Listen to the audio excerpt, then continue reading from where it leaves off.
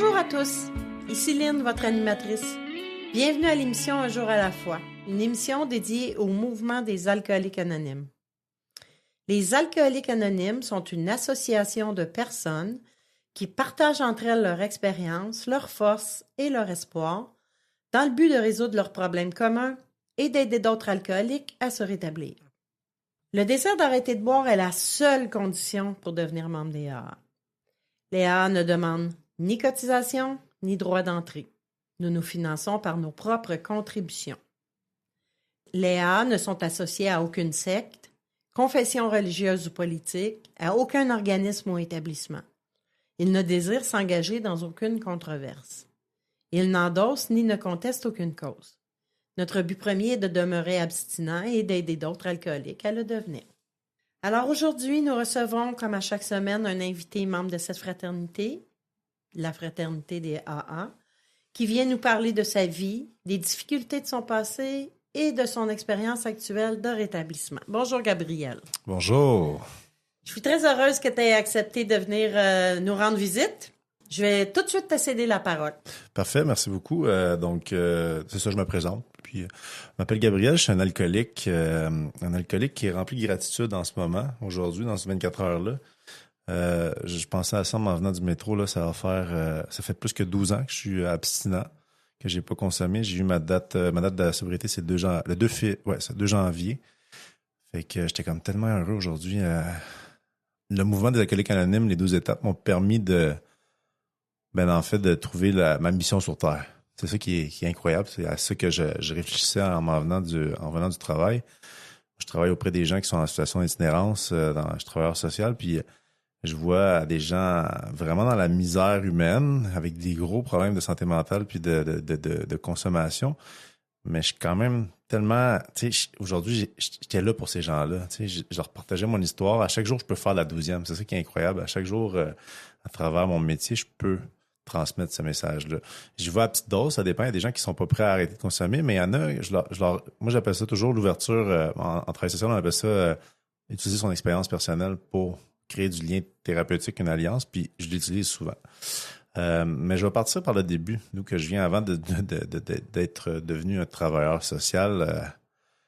Pas que je suis pas juste un travailleur social, je suis un alcoolique en établissement, je suis un être humain, je suis un gars qui a plein de passions, mais je viens d'une famille.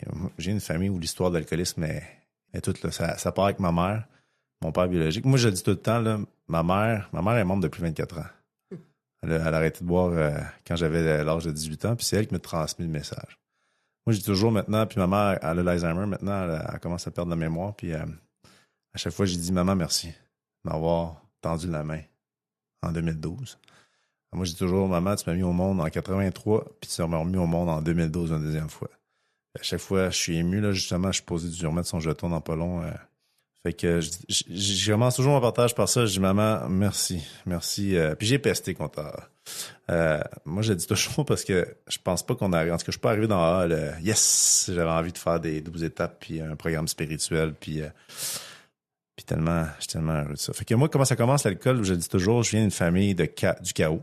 Ma grand-mère est alcoolique, ma grand-mère maternelle, ma mère est alcoolique. Mon père biologique, c'est un alcoolique. Lui, il vient du Salvador. Il rencontre ma mère en 82. Il arrive comme réfugié politique. Il rencontre ma mère dans une fête d'un organisme communautaire. C'est organisé par mes grands-parents, un ami de la famille. Ah oui, l'amant de ma grand-mère qui est un prêtre. C'est lui qui m'a baptisé, en tout cas, c'est fou raide. Un alcoolique, lui aussi. Ma grand-mère alcoolique. Il organise une fête pour ces réfugiés politiques-là, salvadoriens, nicaraguayens, guatémaltèques. Puis mon père biologique, il boit. Ma mère, elle boit.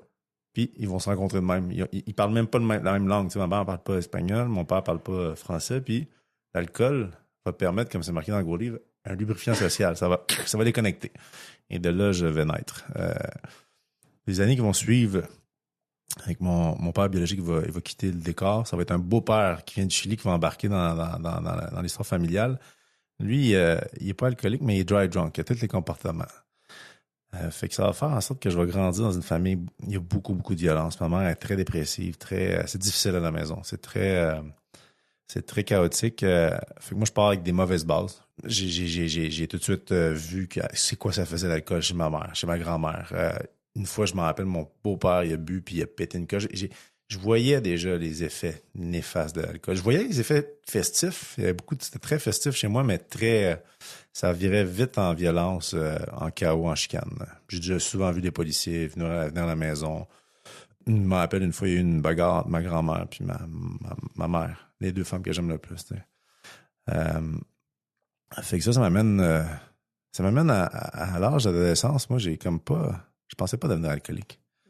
Moi, puis en fait, moi, j'ai dit toujours avant de goûter à l'alcool, parce que j'avais déjà quelque chose qui était là. Hein. J'avais une intensité, je suis encore très intense, j'avais un besoin de plaire, j'avais besoin de performer. Et moi, j'ai commencé par la performance. La performance dans les arts, à l'école, dans les sports, la reconnaissance des pairs, des amis à l'école. J'aimais ça, c'était comme une drogue. Mais, au fond de moi, j'étais pas bien. J'étais pas bien, puis je savais pas, j'étais même pas conscient de tout ça. Puis, je me rappelle, j'avais des amis au secondaire, ils me disaient, là, regarde, une couple de petites filles qui te courent après, il faudrait que tu déniaises, puis tout. Puis j'étais comme, je suis gêné. Puis on était dans un party. Ah, c'était-tu, moi, j'étais moniteur de camp de jour. Puis ils m'ont invité. Il y avait une fille qui me plaisait, je me rappelle, je devais avoir 15 ans. Puis elle était cute, c'est une petite rousse. Puis ils m'invitent à boire des bières, puis à manger de la pizza. Ben, boire 1 ou 2 bières. Moi, j'en ai bu 12 en moins d'1 heure. La première fois. Après avoir mangé 2-3 pointes de pizza, j'étais malade automatiquement. J'ai pas été voir la petite fille. Finalement, j'ai vomi partout. Vraiment, tout de suite, là, drapeau rouge, hein. J'ai un comportement alcoolique. Mais je tombe pas tout de suite dans une alcoolisme chronique. Ça va prendre plusieurs années. Mais en fait, de 15 à 18 ans, je vais aller vivre au Chili. J'ai la chance d'aller vivre au Chili à 17-18 ans parce que je performe au soccer. Le sport, c'est un sport, plus qu'un sport en Amérique du Sud, c'est une passion. Je m'en vais là-bas, ça marche, je rentre dans un club professionnel juvénile, je signe le contrat, puis là, à un moment donné, je suis pas dans mon pays, je suis loin de tout. J'ai toujours cette espèce de lourdeur, plus les traumas que j'ai même pas encore, je sais même pas qu'est-ce qui m'est passé encore dans mon enfance, je suis même pas conscient. En surface, tout va bien. Je suis bon à l'école, je suis bon dans les sports, je suis dans un autre pays, on me signe pour un contrat, mon avenir est assuré dans le soccer. Même le coach dit, continue, tu vas arriver loin. Mais moi, il y a un soir, je me rappelle, j'étais avec mon cousin Daniel, des amis à lui, puis je vous explique le Chili, comment ça marche, c'est 24 heures sur 24, l'alcool. Il n'y a pas d'heure de fermeture de bar. Là, je vois mes cousins, mes cousines, ils se font du fun. Moi, je suis le plus jeune, puis je vais quand même n'importe, mais au début, je bois pas. Pendant 8 mois, je bois pas. Puis là, à un moment donné, j'ai dit à mon cousin, passe-moi l'alcool, le pisco. Il appelle ça c'est un alcool fort fait à base de raisin. Puis c'est 50 degrés, puis je commence à boire ça au goulot, là. Mon cousin me regarde, fait, ne marchera pas l'affaire, là. Moi, vous vous rappelez, j'ai dit 12 bières à 15 ans. Tu sais, puis j'avais eu mon bal définissant. J'ai perdu. À chaque fois que je buvais, je perdais la raison. Je fais des affaires que je me rappelais plus, blackout. Puis là, mon cousin, il me voit boire ce pisco-là. Il fait, non, ça marche pas, là. Il y a une idée. J'en en parlais un peu, mais j'en parle toujours. Il me donne la cocaïne. Il me fait une bonne ligne de cocaïne. Puis j'ai vécu une expérience spirituelle à ce moment-là. J'ai fait, le son, les couleurs, tout a changé. J'ai fait, le mix alcool-cocaïne, ça fait, waouh. J'ai découvert le paradis sur Terre. Avec le soccer a pris le bord. Le Chili a pris le bord. Je suis revenu vivre au Québec. Puis là, ça a été le début de mes 10 ans de consommation. Moi, ça a été fulgurant. Puis à travers ces 10 ans-là, je vais vivre plein de choses qui sont vraiment extraordinaires. Je suis allé en Afrique, premier réveil spirituel en Afrique. Je me rappelle, on est au Mali. L'alcool n'est pas très accessible. Fait que je suis plus conscient. J'ai 21, 20 ans. Puis je vois les gens qui sont pauvres matériellement, ils n'ont rien, mais ils ont comme quelque chose de plus que nous au Québec. Ils sont spirituellement éveillés. Ils ont rien. Ils savent pas s'ils vont manger la semaine d'après. Ils n'ont pas grand-chose. Ils n'ont pas des maisons, c'est précaire. La santé est précaire. Ils n'ont pas accès aux soins, mais ils sont tout le temps avec des sourires. Ils sont tout le temps en train de t'inviter communautaire. Ils t'invitent, ils partagent leur nourriture, leur toit. Puis moi, je suis comme, attends, moi, j'arrive du Québec. On est super égoïste, individualiste. Je comprends pas, là. Il y a quelque chose qui... Puis c'est comme si j'avais toujours porté ça dans mon cœur quand j'ai vu ça là-bas. Puis moi, c'est le premier réveil spirituel, 21, mais ouais. J'en reviens d'Afrique, je suis changé. Je me rappelle, j'ai décidé de m'inscrire en philosophie à l'université. J'ai dit, je veux comprendre l'être humain. Ouais, j'ai rien compris finalement. J'étais allé boire plus que d'autres choses à l'université. J'étais comme, j'ai compris qu'il y a certaines choses, mais j'étais surtout sur le party. Je suis revenu puis j'ai reparti de plus belle ma consommation. Puis là, moi, un des déclencheurs où que je voyais que j'étais pas bien avec l'alcool, je sortais avec une fille pendant longtemps à cette époque-là, puis je la trompais souvent. Je la trompais, puis j'avais des remords. Mais je suis pas de même, moi. Je suis pas comme ça. Je conduisais en état d'ébriété. On a parlé de J'ai déjà eu un délit de fuite. J'étais rentré dans une voiture, j'ai pas tué personne, mais j'ai pété la voiture. Je suis parti avec un de mes amis, on s'est enfui, puis des histoires à pu finir comme ça, des vols, des entrées par infraction, des bagarres dans des bars, My God, tu sais, quand la première fois j'ai fait ma quatrième, je vais parler des étapes après ma quatrième étape, il y en avait du stock. J'étais, oh wow, OK. Je suis pas une mauvaise personne, mais c'est inscrit dans le gros livre. L'alcoolique, c'est un ouragan qui déchire des relations, qui fait du mal, du tort, puis je le voyais. Fait que moi, là, le premier bas fond arrive à 25 ans. Pif. Ma mère, je l'appelle. Ça fait 4 jours, j'ai pas dormi, je suis plus capable. Elle m'amène dans un meeting à Saint-Hubert. Je me rappelle encore, c'est l'église de Notre-Dame des Sept Douleurs, une affaire comme ça. J'étais en petite boule, je pleure dans le meeting. Puis il y a un monsieur le monsieur connaissait ma mère, il me donne sa main, il me donne un gros livre, il dit « Si tu veux, je vais t'aider, je vais commencer par te parrainer. » J'accepte, mais j'avais du gaz encore. Hein, je m'en rappelle, là, 2 semaines après. Puis dans ce meeting-là, j'avais rencontré un jeune comme moi, casquette. Hein, puis les deux, on était tous décrissés, on se regardait. 2 semaines plus tard, je m'en vais dans un bar. Puis c'est fou, hein, l'alcoolisme. C'est comme... Je me rappelle, j'étais sorti de ce meeting-là plein de résolutions. J'avais appelé ma copine, mes amis, j'arrête de boire, c'est fini, tout est beau, j'ai réglé mon problème. Ça n'a pas pris de temps. J'ai pas fait de meeting. J'ai appelé le monsieur 2-3 fois, j'ai pas lu le gros livre. Puis à un moment donné, mes amis de soccer qu'on jouait, mes amis latinos d'enfance, on va dans un bar, puis bon, juste une, c'est correct, mais partie comme pas une, c'est impossible. Puis je me rappelle, je m'en vais dans ce bar-là à Boucherville, je m'en vais aux toilettes. Puis je croise le jeune qui était au meeting. Je fais, qu'est-ce que tu fais là, toi? Il dit, toi, qu'est-ce que tu fais là? Je suis comme, je suis à la rechute. Ah, toi aussi? Ben, OK, let's go, Steve. On est partis à la rechute ensemble. Fait que, tu sais, si je me rappelle, j'étais déjà prêt à 25 ans, puis j'ai pas été capable à ce moment-là. Premier contact avec la fraternité. Hein? Ça va vite dans ton cas? Ouais. On va s'arrêter pour une courte pause, puis on va revenir tout de suite après. Merci, Gabrielle. Je me sentais seule, angoissée, agressive, et je m'apitoyais sur mon sort. Je voulais juste mourir. C'est pourquoi je continuais à boire. Personne n'aurait pu vivre un tel cauchemar. Puis j'ai assisté pour la première fois à une réunion des AA. À mesure qu'elle se racontait, j'ai découvert que toutes ces personnes avaient connu le même enfer. Je n'étais donc pas la seule. Elles m'ont aidé à cesser de boire et m'ont redonné le goût de vivre. Les alcooliques anonymes, ça fonctionne. Cherchez-nous dans l'annuaire téléphonique, dans votre journal ou sur aa.org.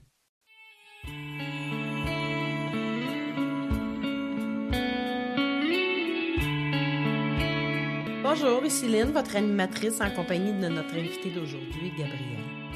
Nous sommes de retour à l'émission Un jour à la fois.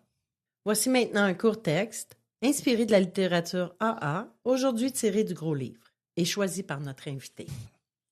Je passe beaucoup de temps à transmettre ce que j'ai appris à ceux qui veulent l'entendre et qui en ont tant besoin. Je le fais pour 4 raisons. 1. Par sens du devoir. 2. Par plaisir. 3. Parce que cela me permet de payer ma dette envers l'homme qui a pris le temps de me transmettre le message. Et 4.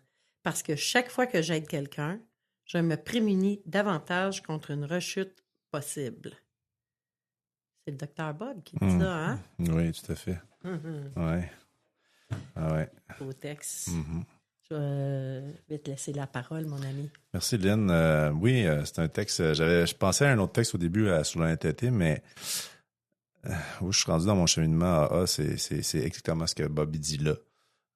Puis je vais en arriver plus tard à en parler plus, mais je vais revenir un peu à, c'est ça, mon arrivée définitive dans la fraternité. Parce que je connaissais ça grâce à ma mère. Ma mère m'invitait dans ses gâteaux. J'avais connu ça à l'âge de 20-21 ans. Premier bas-fond, 25 ans. Puis ça me parlait déjà, mais j'étais réticent. J'étais rempli de préjugés. J'étais par toutes sortes de moyens intellectuels. J'étudiais en philosophie à l'époque de dire ah non, de discréditer le mode de vie spirituel, de trouver les raisons que c'était pas correct. En fait, j'avais peur qu'il me rende que je devienne un bon citoyen à cause de ça. Je voulais pas devenir. J'étais révolté contre tout. Mais je me rappelle une fois au gâteau de ma mère de 1 ou 2 ans à Boucherville, une madame qui a partagé, puis j'ai fait, on avait quoi, 30, 40 ans de différence, la madame puis moi, puis j'étais comme, elle parle de moi, cette madame-là, genre, j'étais mal, je gardais ça, tu sais, c'est marqué dans la littérature, on est autosuffisant, puis j'ai été autosuffisant vraiment longtemps, mais je ne savais pas, tu sais, j'étais pas conscient. Fait que moi, 25 ans, bas fond, fait ce meeting-là, rechute, pars en voyage 6 mois en Amérique latine. Puis juste avant ça, puis ça a été une dérape monumentale. Je suis parti en backpack, là, en sac à dos jusqu'au Chili. Du Canada jusqu'au Chili. Je me suis mis les pieds dans les plats, là, avec des narcotrafiquants, des histoires à pu finir. Tu sais, juste pour vous donner un exemple, je me suis ramassé dans la jungle, j'ai dit tout le temps avec un guide, une expédition en Colombie, puis on s'est ramassé à faire la connaissance de son cousin qui est narcotrafiquant, qui nous a montré comment fonctionne la cocaïne, le procédé, ils nous ont tout montré leur fabrique, puis j'étais comme, mais qu'est-ce que je fais là? Qu'est-ce que je fais là? Puis je vous bypasse des histoires dangereuses dans lesquelles j'ai mis les pieds à cause tout le temps de quoi? J'ai pris un premier verre. J'ai pris une première ligne. Ça s'enchaînait. J'ai été protégé, hein, je suis revenu de ce voyage-là, puis je dis tout le temps, quand je reviens de ce voyage-là, j'ai 25-26 ans, puis je tombe dans une consommation chronique qui va durer 2 ans. Bas fond, il va arriver à l'âge de 28 ans. Je vis à Verdun, puis là, j'en fais du meeting. J'en fais parce que je sais plus quoi faire. J'en fais, je suis intoxiqué. Je suis tranquille, par exemple, je vais à Jean Lapointe, je vais dans des meetings que je connais, je suis intoxiqué. Ma mère vient me chercher, ma tante qui est membre à l'annon, mon meilleur ami qui n'a jamais fait des meetings, il m'amène dans des meetings, puis ils sont inquiets pour moi. La copine que je vous ai parlé, une ex-copine que j'ai été 6-7 ans avec elle, que j'ai beaucoup lésé par mon alcoolisme et mes comportements, il s'inquiète pour moi. Je me rappelle, la dernière semaine avant d'appeler à l'aide, là, ma mère, j'étais avec mon dealer de drogue. Puis c'est trop compliqué de faire l'attendre. Fait que je fais la run avec lui dans la voiture. Je suis avec lui, puis j'amène mon gros livre. Je lisais déjà le gros livre. Puis là, je me rappelle encore, tout surligné déjà, je rentre dans un crack house avec. Puis là, je suis en train de dire au monde, j'ai trouvé la solution. Je suis sur la coke, je suis sur l'alcool, je suis complètement frosté. Puis le monde me regarde, il est malade, ce gars-là. Mais dans le fond, je me parlais à moi, tu sais. Puis là, je me rappelle, c'était un dimanche soir. Ça va se passer, ça fait... Puis j'ai toujours une grande foi, croyance. Ma mère était étudiée en théologie, ça parlait beaucoup de religion. J'ai toujours eu l'amour, la présence d'une puissance supérieure en moi, mais je pense que j'y parlais mal, ou j'avais la mauvaise façon de parler ou de me connecter avec. Puis là, je me rappelle, ce soir-là, ça va faire... J'ai passé par ma grand-mère qui était décédée, que j'adorais. Puis j'ai dit, grand-mère, s'il vous plaît, je suis plus capable. Ça prend un cri du cœur, c'est une première étape. Là. Je suis plus capable.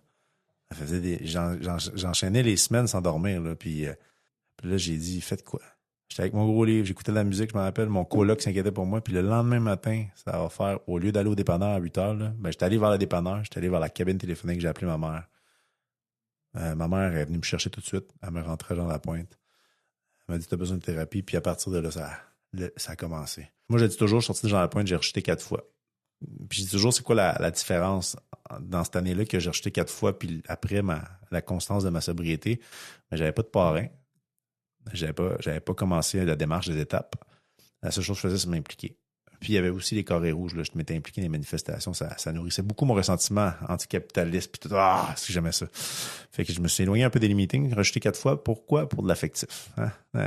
Mais là, j'ai envie d'embarquer dans le... J'ai beaucoup souffert à cause de l'alcool, de la drogue. Puis je dis toujours ça parce que maintenant, tu sais, les grâces du rétablissement, c'est marqué encore dans le gros livre. Je me réfère beaucoup à la littérature. C'est que c'est indiqué, moi, je suis devenu neutre devant la consommation. Fait que je peux aller dans les bars, dans les discothèques, je peux être devant des amis qui consomment de la drogue. C'est sûr que je me watch. Si je vis quelque chose de difficile, j'irai pas. Mais j'ai cette grâce-là de pouvoir sortir maintenant. L'autre jour, je suis sorti deux soirs en ligne, là, danser pendant 4-5 heures jusqu'aux petites heures du matin. De la musique électro, techno, puis je regardais le monde qui était sur la drogue, puis j'étais comme, merci mon Dieu, je suis plus là-dessus. Puis j'espère pouvoir aider quelqu'un à soir. Mais là, je reviens à, je rentre en thérapie. Ah oui, qu'est-ce qui a fait changer la dernière rechute, je me rappelle. J'avais appelé un monsieur, j'avais déjà rentré en contact avec un monsieur qui me parlait, qui avait de l'attrait. Je l'ai appelé le matin même, il a répondu. C'était comme 6-7 heures, j'étais magané. Je dis, je suis plus capable. Peux-tu commencer les étapes avec toi? Il dit oui.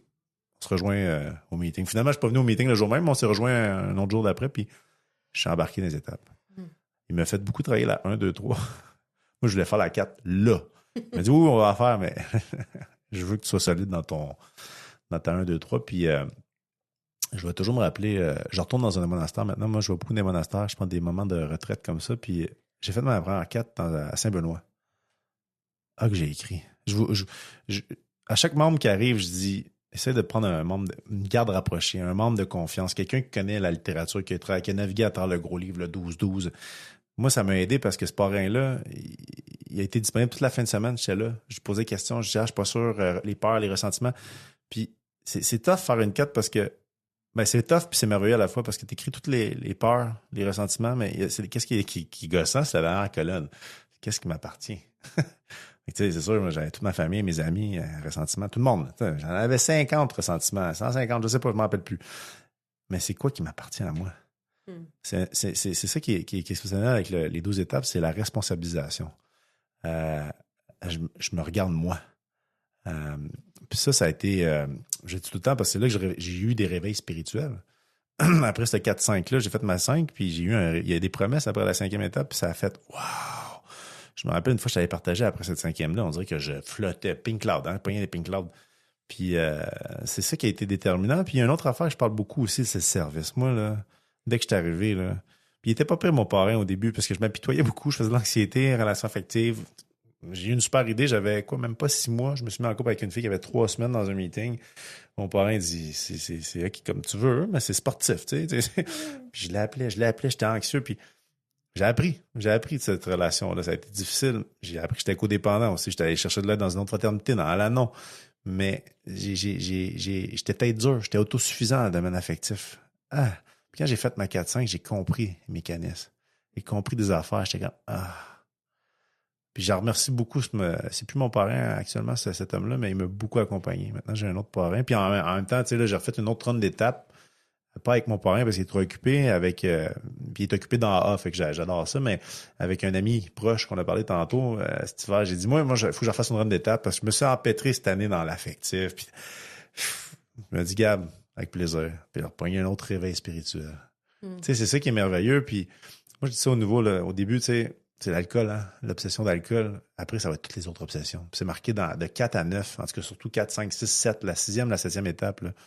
Moi, ça me fait prendre en fait, le plus grand cadeau que j'ai, c'est le cadeau de la conscience. J'y vois mes patterns, j'y vois mes défauts de caractère, mais je vois mes qualités aussi. Parce qu'une qualité peut devenir un défaut pour moi. Je peux être très généreux, mais trop généreux, pourquoi? Parce que je vais être aimé. L'honnêteté, à quel prix? Hein? Je peux parler sans... Tu sais, moi, je suis une grande gueule à la job. Des fois, je suis réactif, puis des fois, c'est comme j'ai une voix. Là. Tu sais, l'autre jour, j'étais avec ma gestionnaire, hein, je travaillais dans le réseau de la santé, puis là, ça me gosse. Il y a des changements, il y a des lois, des nouvelles politiques, puis là, je suis comme calme-toi, Gab, calme-toi. Je me parle. Mais ça, c'est le mode de vie qui me le donne. Parce qu'une des caractéristiques de l'alcooliste, de l'alcoolique, du toxicomane, c'est d'être impulsif. De vouloir compulser, d'être impulsif. En tout cas, moi, je suis le même. Moi, je suis comme ça. Fait que. Je t'ai rendu où dans mon histoire? Ouais. Aujourd'hui, la gratitude que j'ai. Puis c'est fou parce que, tu sais, des fois, j'avais partagé dernièrement ma maison de thérapie, puis c'est quand même assez loin, là, la dernière consommation, il y a 12 ans, passé 12 ans, mais c'est toujours si proche que ça. J'ai eu une nostalgie. C'est rare, ça m'arrive. Ça m'est arrivé 2-3 fois en 12 ans. Puis cet hiver, j'étais avec mes amis d'enfance, ma gang d'amis latinos, puis il y en a 2 qui ont des gros livres, tu sais. Juste pour vous le dire. Là. Il y en a un qui est venu cet hiver faire un meeting avec moi. Puis là, j'y voyais, il était 11h le matin. On préparait la bouffe pour un souper de Noël. À 11h le matin, un ceviche. Puis il était sur la cocaïne, les gars. Ils buvaient de la bière. Puis j'ai eu une pensée rapide. Ah oui, c'était bon dans le temps. Puis j'ai fait wow. J'ai fait, c'est bon quoi? La première ligne, la première bière, la première heure. 3-4 jours plus tard, pas bon. Je le vois, tu sais. Puis c'est tellement bien décrit dans Hautes données sur l'alcoolisme, le chapitre, là, ils mettent en exemple un gars qui va à répétition se faire frapper par un train, un camion, puis il retourne, puis c'est la même chose pour moi. Avec l'alcool, les drogues, mais avec des comportements de dépendance affective, avec des comportements à job. Tantôt, là, j'ai travaillé un peu trop. Fait que j'ai une tendance workaholic, j'ai une tendance codépendant, j'ai une tendance à m'éparpiller. J'ai travaillé l'année passée, j'ai fait un retour sur la 6e, 7e avec mon parrain.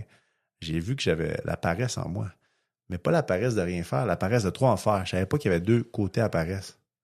Je suis très... c'est tellement beau ce programme-là, on se voit tel qu'on est. Fait que, ouais. Oui. Méchant beau programme pour évoluer puis devenir une meilleure personne. Pas pour les autres, mais pour nous-mêmes. On va s'arrêter pour une pause et on revient tout de suite après.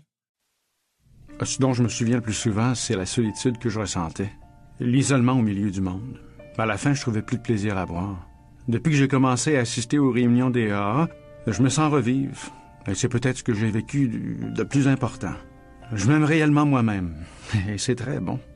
Les AA sont comme un miracle dans ma vie.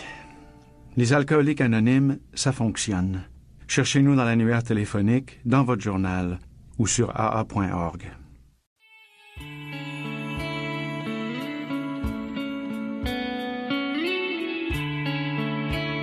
Bonjour, ici Lynn, votre animatrice, en compagnie de notre invité d'aujourd'hui, Gabrielle. Nous sommes de retour à l'émission Un jour à la fois. Visitez notre site web à l'adresse suivante, unjouralafois-émission.org.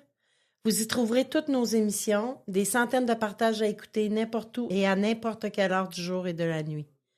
Un jour à la fois, tout collé, -émission.org. N'hésitez pas à nous écrire pour nous faire part de vos commentaires. Alors, je te laisse la parole. Merci beaucoup, Lynn. Là, je parlais beaucoup des étapes, puis j'ai envie de continuer là-dessus, puis je vais vous mettre en exemple comment ça s'opère en moi. Puis, je vais revenir aussi un peu à la description de Bob qui dit, tu sais, pourquoi il prend autant de temps à transmettre, à aider d'autres. Parce que moi, c'est en transmettant le programme, puis en l'ayant reçu, en le partageant, en discutant avec d'autres membres, puis qu'est-ce que j'aime, c'est que tout le monde a une perspective différente. Tout le monde les vit à un rythme différemment, tu sais. Puis moi, j'ai vécu des grosses, surtout une grosse tentative de 9e étape. En fait, c'est une 9e étape que j'ai voulu faire que j'ai faite avec mon beau-père. Ça s'est pas passé comme je voudrais, tu sais, comme c'est souvent ça, hein, tu sais, c'est des slogans, là. C'est pas ma façon, c'est la façon de ma puissance supérieure. Puis je me rappelle cet été, en fait, ça fait 4 ans que je parle plus à mon beau-père. Moi, j'étais allé chercher de l'aide, j'en parle pour la santé mentale. J'étais allé à l'IVAC pour avoir de la psychothérapie payée à vie parce que ça a pris des années, hein, ça a pris des années de dégelage, de prise de conscience, de tasser l'orgueil dans 6-7 que j'ai vu l'année passée. Je suis orgueilleux, je veux pas d'aide, je suis capable tout seul. À force de travailler les étapes, à force d'en parler à des membres, j'étais allé chercher de l'aide, puis j'ai autant avec mon psychologue, mon parrain, puis un bon ami à moi, là, j'ai fait, OK, oui, mon beau-père a un tort. Oui, il a été violent à tous les égards envers moi. Il m'a magané pour toujours. Mais j'ai un choix maintenant face à ça. J'étais allé chercher de l'aide professionnelle. Je continue là-dedans. Mais dans la situation qu'on vit, où il y a une chicane entre moi et lui à 4 ans, ça a un impact sur ma mère, qui a l'Alzheimer, qui vit encore avec mon beau-père. Ça a un impact sur mon petit frère, sur tout le monde, sur moi, sur lui. Puis moi, j'ai été c'est marqué dans la littérature, on devient puéril. Moi, j'ai une capacité à devenir puéril quand je suis blessé. Là, face à lui, j'étais comme non, c'est à lui de s'excuser. Puis je suis parti dans des délires, ivresse mentale, avocat, s'il va le poursuivre. J'étais en tabarnak avec lui. Puis beaucoup de ressentiments. J'ai vécu beaucoup de ressentiments pendant une bonne année et demie. Jusqu'à temps que la vie m'a envoyé une blessure de sport, un méchant ligament croisé, complètement sectionné, ménisque, en tout cas la totale, où j'ai été pris pendant 6 mois à attendre une opération, un autre 4-5 mois de réhabilitation. Je me suis pété des symptômes dépressifs là-dedans, l'anxiété, tu sais, ça. Puis aussi, ça m'a arrêté. Puis ça m'a permis d'aller toucher à cette blessure-là, d'aller travailler ça en psychothérapie, de refaire une run d'étapes pour me rendre compte aussi de voir c'était quoi mon tort, puis d'être prêt, de ne pas avoir peur, de confier ma peur à moi j'appelle ça Dieu, puis d'aller faire un premier pas vers mon beau-père. Puis c'est arrivé cet été, il y avait une fête, un anniversaire de ma cousine de ma famille québécoise, parce que mon beau-père, il vient du Chili, il n'a pas sa famille ici, il est seul. Puis il y a eu un manque de communication. Habituellement, ils font attention pour pas qu'on se croise, parce qu'ils savent qu'on est en chicane. Là, je vois son camion. Il travaille en construction, je vois son camion, je fais « Oh! » Là, je m'arrête dans la voiture, je fais « Qu'est-ce que je fais? » Je vais, let's go.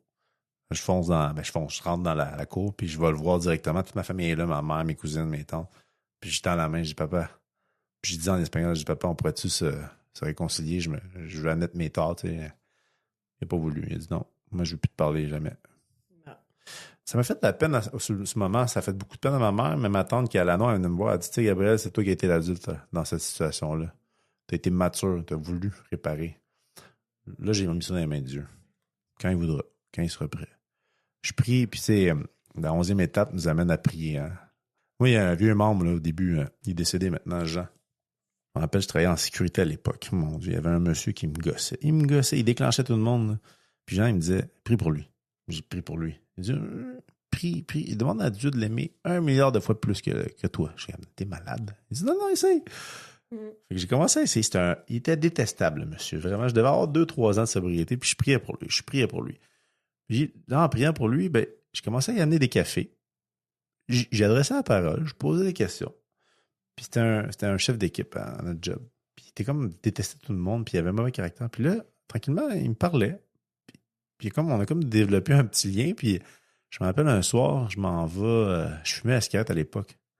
Ouais, je m'en vais. Il veut aller fumer ou je m'en vais fumer parce qu'on était à la salle de contrôle. Je m'en vais fumer. Puis il me dit, hey, Gabriel, je veux te dire quelque chose. Je dis, qu'est-ce qu'il y a? Il dit, merci. Merci, c'est sécurisant la relation avec toi. Je dis, quoi? Moi, j'ai fait, ben, ça se peut pas. Tu sais, comme. Voir que ce monsieur-là, tu sais, un petit miracle, tu sais, puis des fois, j'en raconte des de même, là, parce que quand je suis prêt là, à voir les choses différemment, à prier, à être au service, comme disait Bob, tu sais, de transmettre, puis pas juste transmettre à des membres, transmettre à n'importe qui, pas arriver avec les 12 étapes, mais transmettre quelque chose de bon, la charité, le temps, le sourire, tu sais, je le fais dans mon métier, tu sais, j'ai la chance d'avoir un métier qui est fait pour ça. C'est incroyable. Je me lève le matin, là, des fois, à 5h40, je ne me pue plus. Je vais aller voir le soleil se lever. Je suis comme, je suis tout énervé. Puis tu vois, mais j'ai vécu une année difficile où je n'étais plus capable de me lever. Puis là, je suis capable de me lever. Puis c'est des cycles. Hein, la vie, c'est des... ça, j'ai accepté ça. Mais là, je voulais parler de quoi? Je suis un passionné d'art. Un passionné de service. Je suis arrivé jeune dans le mouvement. Puis... j'ai compris que le service... En fait, il y a des vieux membres, puis j'ai été ouvert d'esprit aussi. Tu sais, c'est marqué en 3e étape, soyez ouvert d'esprit, autant dans la foi que dans le service. Puis il était bon avec moi. Il fait, ça me serait bon au café, ça serait bon à l'animation, tu serais bon à faire président. Je dis, OK. Moi, je dis, puis moi, je suis un yes man. Tu sais, OK, let's go. Fait que ça m'a amené à faire plein de postes dans les groupes.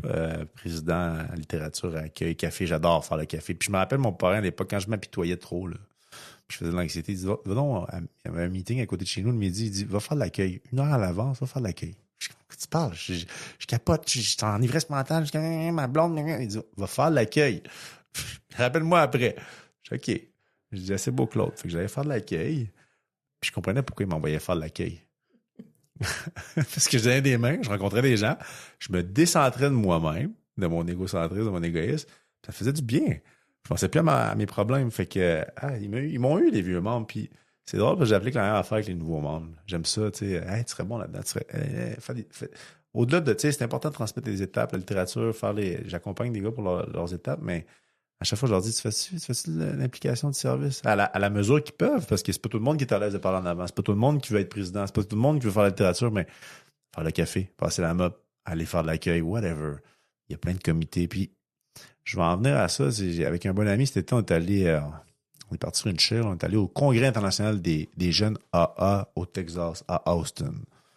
On est parti 4 gars en voiture. On a dit, on se fait un road trip. On s'en va là-bas, puis on arrête à la maison de Bill, à New York, à la maison de Bob. C'était fourré de voir 4000 jeunes sur le party, mais à jeun.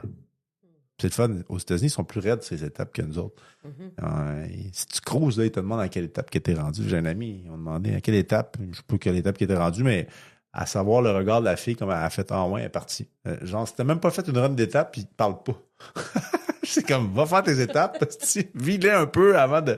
J'étais comme, wow! Mais j'ai tellement trippé, tu sais, c'était... Puis on est revenu de là avec tellement de projets, on voudrait remettre il y a eu un congrès des jeunes en 89-90, si on voudrait restarter ça, tu sais. Le groupe des jeunes, moi, j'étais impliqué, moi, à Longueuil, puis ici à Montréal, le groupe des jeunes à Montréal était en train de mourir l'année passée. Et je me rappelle, j'étais allé partager en janvier 6-7 personnes. Ils sont rendus une moyenne de 100 personnes par meeting. 35 personnes au business. Moi, c'est pas mon meeting d'attache, mais je connais beaucoup de jeunes membres qui y vont, ça attire des jeunes. Tu sais, on se pose des questions dans comment attirer les jeunes, comment être plus inclusif. Là, j'étais allé, moi, je suis serviteur de confiance dans mon groupe, je l'étais, je suis plus RG. Je suis rendu au district comme secrétaire adjoint, puis on est allé à Halifax, puis les AA, puis là, j'étais allé au forum territorial, on parle de ces enjeux-là. Comment on peut amener être plus inclusif, être plus attrayant pour ces jeunes-là, sans devenir dans la réclame, mais dans l'attrait, rester dans l'attrait. Puis je trouve que c'est tellement important parce que j'y vois arriver jeunes, ils ont 20, 21 ans, puis ça sauve des vies. Parce que moi, là, j'en ai vu du monde depuis 12 ans, là, qui sont morts d'overdose dans d'autres fraternités aussi, dans mon métier. Beaucoup à cause de la consommation de drogue et d'alcool. moi, à chaque jour, je dis merci d'être en vie. Quand je vous parle, je ne suis pas supposé. Moi, Dieu, il m'a juste dit, OK, toi, on va te sauver pour que tu aies une mission. Puis je sais que à chaque matin, quand je me lève, je suis en mission. Je suis en mission, puis c'est comme un feu. Hein. C'est comme ça. Je comprends Bill, tu sais, j'ai lu beaucoup cette histoire de Bill, puis c'était comment on dit ça, un phénomène sur deux pattes, puis je peux le comprendre, je m'identifie beaucoup à vous, à lui, je veux dire, puis j'ai lu une partie de Bob parce que j'ai besoin de la sagesse puis du calme de Bob. J'ai des amis qui sont plus calmes que moi, puis j'ai besoin de leur parler des fois parce que moi, je pars au quart de tour, puis j'accepte, tu sais, à force de cheminer dans les étapes, là, puis de voir mes comportements. La plus grande 9e étape que j'ai faite cette année, que je n'avais pas faite dans mes autres cycles d'étapes, c'est de me pardonner à moi-même. Puis de m'accepter tel que je suis. Dernièrement, tu sais, moi, j'ai eu la chance cette année, j'ai une de mes meilleures amies qui est arrivée dans le mouvement. J'ai un bon ami aussi du travail qui est arrivé dans le mouvement de mon ancien job.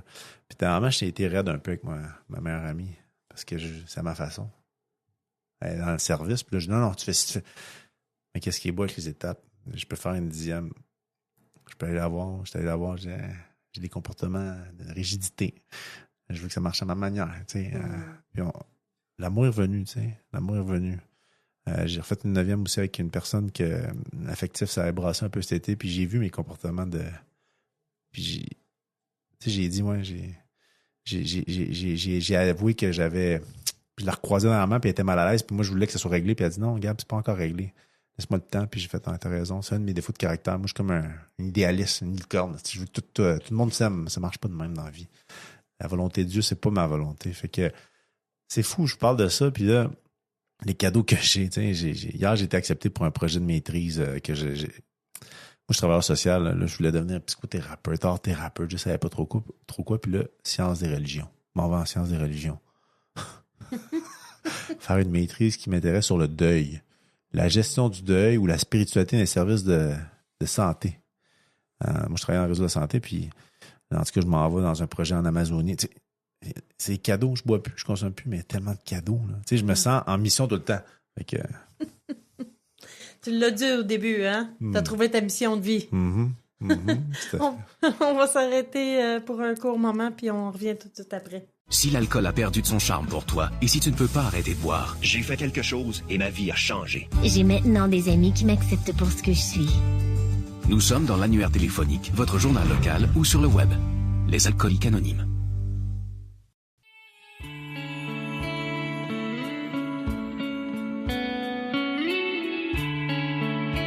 Bonjour, ici Lynn, votre animatrice, en compagnie de notre invité Gabriel. Nous sommes de retour à l'émission Un jour à la fois. Si vous recherchez une réunion des Alcooliques Anonymes, plusieurs solutions s'offrent à vous. Par téléphone au 1-866 ligne AA, un membre des Alcooliques Anonymes vous répondra de 9h à 22h, 7 jours sur 7. Aussi via Internet ou en téléchargeant l'application Meeting Guide sur votre cellulaire. Vous aurez accès aux horaires des réunions en présentiel et en ligne, où que vous soyez dans le monde. Alors, on va continuer ton beau message, Gabriel. Merci. J'ai parlé beaucoup des étapes parce que, en fait, moi, une des affaires les plus importantes, là, avant, j'ai pigé des questions, mais c'est la 9e étape qui est pas facile. On parle souvent à 4-5. 6-7, pour moi, c'est le cœur. Puis la 9e, aller réparer notre tort. Je me rappelle une ex-copine, celle que j'ai parlé plus tôt, des 6-7 ans avec. Je l'ai grandement lésée. J'ai été infidèle beaucoup, beaucoup. Puis ça a créé en elle une grande insécurité affective. Hein. Puis je me rappelle quand j'ai parlé, puis j'ai fait ma 9e, j'ai dit comment que j'avais été un gars égoïste. J'ai manqué de considération, puis que je l'avais lésé. Puis quand je l'ai écouté, elle me dit, t'as raison, Gabriel. T'as été quelqu'un qui m'a blessé pour toujours dans mon cœur. À cause de toi, j'ai perdu confiance en des relations avec les hommes. Puis là, j'ai demandé ce que je peux faire pour réparer mon tort. Puis à ce moment-là, elle dit, pour l'instant, t'as rien à faire. Continue. Elle dit, t'as un bon cœur. Je savais que t'es une belle personne. C'est juste que t'étais complètement fucké par l'alcool. C'est intéressant. C'est un an et demi plus tard, elle m'a rappelé. Puis c'est là que j'ai pu réparer. Elle me demander de l'aide pour son conjoint qu'elle a actuellement, qui avait des problèmes avec la cocaïne. Puis j'ai pu l'orienter vers les bons services, lui parler, puis l'écouter. La 9e, c'est opéré, là, la réparation. Fait que faut jamais désespérer. Mais c'est pas facile de faire des 9e. C'est pas toujours facile parce que ça m'a demandé de mettre mon ego de côté. J'ai pigé 2 questions ici, vite, vite, là, pour le fun, pour que... moi, je vais commencer par celle-là. C'est quelle suggestion ferais-tu à quelqu'un qui nous écoute, qui sait qu'il y a un problème d'alcool, mais qui ne sait pas par où commencer? C'est un long cheminement, moi, je dirais. J'y vois les nouveaux, des fois, ils arrivent, ils font « Ah non, je fais juste observer, puis c'est bien correct. » Moi, j'étais arrivé à 20, 21, premier meeting, puis c'est à 28 ans que j'étais allé en thérapie, puis c'était à 29 ans l'arrêt complet de la consommation. Tu sais, il y a une tradition qui dit c'est le désir. La troisième tradition dit c'est le désir d'arrêter de boire. C'est juste le désir d'arrêter de boire qui fait en sorte qu'on est membre des alcooliques anonymes. Donc, c'est juste un désir. Moi, je juge pas les gens qui arrivent, qui rechutent, je suis passé par là. Ça peut être un long processus. Tu sais, j'ai étudié avant le travail social, j'ai étudié en toxicomanie, puis il parle de réduction des méfaits. Puis la réduction des méfaits, c'est d'arriver à une abstinence, tu sais, éventuellement. Fait que moi, j'ai persévéré, en fait. J'ai persévéré. Puis moi, qu'est-ce qui a été l'élément déclencheur, c'est un bas fond total. L'alcool faisait plus la job. En fait, j'étais plus capable de vivre avec l'alcool, puis j'étais plus capable de vivre sans, puis j'étais comme dans une zone, ça marchait plus. La solution d'alcool. L'alcool, c'est marqué dans un chapitre, l'alcool, là, pour les gens qui sont des gros buveurs ou des buveurs sociaux, c'est synonyme de joie, de fête, de plaisir. Ça l'était au début, moi, quand j'ai commencé avec l'alcool. Relatif, des 12 bières. Mais je me rappelle que quand j'ai comme pogné mon air de consommation à l'autre fois, je mélançais alcool, cocaïne, puis c'était festif, j'étais heureux, j'étais bien. Jusqu'à temps qu'à un moment donné, c'était plus bien. Puis qu'à un moment donné, ça marchait plus mes relations avec les filles, ma copine, les amis. J'étais pas un gars de chicane, mais je m'éloignais d'eux, je m'isolais.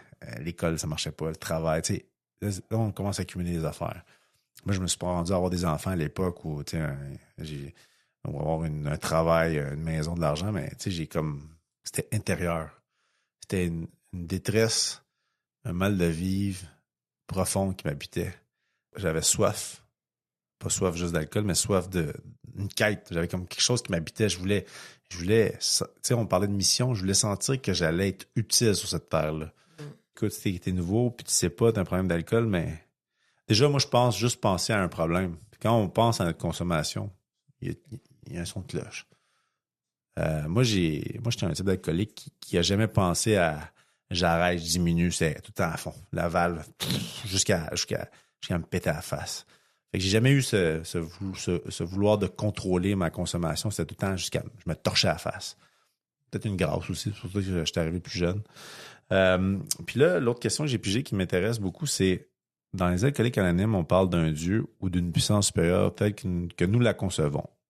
Comment en as-tu venu à concevoir la tienne? Je vais commencer par dire que c'est intéressant parce que aux États-Unis, puis même ici au Québec, on a un groupe agnostique ça, je trouve, je tiens à le mentionner ici parce que c'est inclusif. On est de plus en plus, on tient à ce que tout le monde ait une place dans la fraternité. Moi, je suis pas un athée, je suis pas agnostique, je suis très croyant, profondément croyant. Pratiquant, je pense pas, je suis plus dans un syncrétisme, je crois à toutes sortes je prends des petits bouts de toutes les religions, les philosophies. Par exemple, j'aime bien aller dans les monastères, j'ai besoin de ça. Monastère, moi, c'est l'amour, une puissance supérieure pour moi. Je suis connecté à Dieu. C'est un sentiment d'amour, pas l'amour passionnel, l'amour romantique, ou érotique, c'est l'amour universel. Puis surtout, je le sais, c'est facile. Moi, je suis un gars qui aime facilement n'importe qui. Mais c'est les gens avec qui j'ai plus de difficultés. C'est là que je vois Dieu. Mon beau-père, une collègue à la job, une situation l'autre jour dans un meeting avec quelqu'un, quand je vis du ressentiment, puis je commence à m'apaiser, puis à sentir de l'amour. Tu sais, l'hiver passé, ça a été difficile. Mon genou était brisé, il était pété. J'attendais une opération, puis j'étais souvent tout seul chez nous. Puis la seule affaire qui me restait, il n'y avait plus de fuite. J'avais bien beau de manger des pizzas, des poutines, regarder des films en série. La sexualité n'était plus... J'étais pas en couple à l'époque, fait que je pouvais plus compulser dans grand-chose. Il me restait juste être assis dans mon sofa. Je m'allumais de l'encens, puis j'ai un petit lampion, là. Puis j'étais au 3e étage, puis je priais. Puis ça se calmait. Puis il y avait un vieux membre qui m'a dit, à un moment donné, tu n'auras pas le choix d'arriver à ça. Je disais, hey, vous gossez. Puis tu vois, des fois, le matin, souvent le matin, j'allume mon petit lampion, mon encens. Il n'est même pas encore, le soleil n'est pas encore levé parce que je me lève tôt. Puis je suis bien. Je commence ma journée de même, je prie. Puis c'est marqué, Parce que là, je rentre dans comment moi je prie, c'est pas comme le catholicisme ou le protestantisme. Dans le gros livre, ils disent juste demander à une puissance supérieure d'amener du bien aux autres, c'est tout. Puis que selon sa volonté. Puis même ça a évolué, puis ça prend toutes sortes de formes. Des fois, je parle à ma grand-mère, à mon grand-père, des fois aux étoiles. Je regarde les étoiles. J'en raconte toujours une bonne à un moment donné. Je m'étais pété l'autre genou. Moi, il y a quelque chose avec mes genoux. Il y a comme 8 ans. Je joue au soccer aussi, pour ça, c'est un sport dangereux, mais il y a de quoi aussi avec mes genoux. J'étais blessé en 2018, puis là, mon parrain m'avait amené au monastère que je vois tout le temps à Charlevoix, puis c'était la fête du monastère, puis c'était pendant les Perséides. Pourquoi? J'étais allé là pour les Perséides. Puis je me rappelle, le soir, ils m'ont mis, un des moines m'a installé un matelas, moi j'étais avec mes béquilles, puis il y avait un prêtre de Montréal qui était là. Un prêtre anglophone, puis le moine. Puis là, on s'installe vers minuit, on commence à regarder les Perséides, puis j'ai eu le droit à un débat entre un moine et un prêtre sur l'existence de la vie dans l'espace. C'était hallucinant. J'étais comme, wow. Je les écoutais, ils s'ostinaient. Le moine dit, non, dans Genèse. Là, le prêtre dit, ah oui, t'as Genèse, là, non. Puis là, lui, il parlait, il se basait sur la science. Je trouvais ça génial. C'était des gens de religion. Puis tu sais, après, ils m'ont posé des questions sur les alcooliques anonymes. Puis un des moines me dit, hey, dans le fond, vous, les membres AA, là, vous êtes beaucoup plus dans l'action que nous autres. Au niveau il appelle ça l'Eucharistie, tu sais, quand tu vas aller prendre l'hostie, le pain du Christ, il dit, en fait, il dit, vous, les membres AA, vous êtes en communion tout le temps parce que vous êtes en train de mettre ça en action dans la vie de tous les jours. J'étais comme, hein? Il dit, vous êtes vraiment admirables. Puis on n'est pas tous religieux dans AA, on n'est pas tous axés sur la religion. Il y a plein de monde athée, agnostique. Il y en a qui sont... Si t'arrives, tu te poses des questions sur l'alcool, c'est fou, hein? Moi, j'étais arrivé pour un problème d'alcool puis de drogue. Finalement, je te parle de Dieu puis de lumière puis d'amour puis de... Ça a l'air fou, hein, tu sais, mais c'est le plus beau mode de vie que j'ai jamais rencontré. Tu sais, ma mère... qui est allé au Chili en une couple d'années. C'est une membre AA. Elle rentre dans... Juste pour vous montrer comment c'est grand. AA et les fraternités. Et dans un restaurant dans le nord du Chili avec mon beau-père qui connaît rien des fraternités. Puis là, elle voit une petite pancarte ENA. Là, elle va voir le monsieur, le propriétaire, elle dit, vous êtes ENA? Il dit, oui, oui. Ouais, ça se passe en espagnol, la discussion. Puis ma mère a dit, je suis AA. Tout de suite, ils font un gros hug qui a duré un bon 15-20 secondes. Mon beau-père, tout le monde dans le restaurant, qu'est-ce qui se passe? C'est fort, puis je discutais tantôt avec une amie, elle se pose des questions sur le sens de sa vie, puis tu sais, elle me dit, pourquoi toi t'as ce genre de sagesse-là, on dirait que t'as trouvé le sens à ta vie, puis tout, puis j'ai dit, ben mon hypothèse, c'est parce que j'ai vécu l'enfer, moi. J'ai été brisé en 1000 morceaux, puis quand j'ai trouvé la lumière, j'ai fait, c'est comme si j'étais dans le désert trop longtemps, puis là, j'ai trouvé l'oasis. Puis elle n'a pas connu encore le désert, puis elle est dans l'oasis. Elle a toujours connu ça, ou je sais pas trop comment l'expliquer, fait que elle fait, ouais, ça fait peut-être du sens. Puis je remarque beaucoup chez les membres, tu sais, en tout cas, pas tous les membres, mais une grande majorité on a connu une traversée difficile, une période difficile dans la consommation et même dans l'abstinence. Puis quand on connaît la paix, la sérénité, ben c'est marqué dans le gros livre, joyeux, heureux et libre. Moi, je rajouterais paix, sérénité. C'est différent pour nous autres. On n'a pas le même regard sur la vie. En tout cas, c'est ça l'éveil spirituel. C'est un regard différent. Intérieurement puis extérieurement. Fait que si j'ai pas de conseil à donner à un nouveau. Suggestion, c'est parle à des membres. Essaie de faire des meetings le plus possible. Trouve-toi quelqu'un qui peut t'accompagner dans les étapes. Tu sais, ça se ferait jamais à perfection au début. Là. Le monde, ils ont peur, mais lire le gros livre, c'est juste un échange à 2, 3. Ou en groupe, surtout dans les étapes à 2. Moi, quand j'accompagne un gars pour faire des étapes, il m'apporte plus. Tu sais, des fois, il parle de ses défauts de caractère, puis je fais, j'ai le même défaut, mais ça se manifeste différemment. Lui, ça va être l'argent, moi, ça va être le prestige social. Tu sais, mais c'est le même défaut à la base. Fait que c'est tellement merveilleux. Je sais pas comment de gratitude je peux avoir dans mon cœur pour être ici, présentement, à vous partager mon histoire d'espoir, de force, d'espoir puis de courage. Comme je vous ai dit, je suis pas supposé être en vie, puis j'ai une vie riche aujourd'hui. Une vie riche, pas en argent, mais en expérience, en relation avec des êtres humains. Fait que, merci de m'avoir écouté. Je m'appelle Gabriel, je suis un alcoolique. Alors, merci beaucoup. Je vais maintenant faire la déclaration de la responsabilité. Je suis responsable. Si quelqu'un, quelque part, tend la main en quête d'aide, je veux que celle des AA soit toujours là. Et de cela, je suis responsable. Alors, je remercie tous les participants à cette émission, notre invité Gabriel, François Ausson, vous les auditeurs qui êtes tellement importants. Sans vous, on n'existe pas. Ici votre animatrice Lynn qui vous invite à une prochaine émission d'Un jour à la fois. À très bientôt.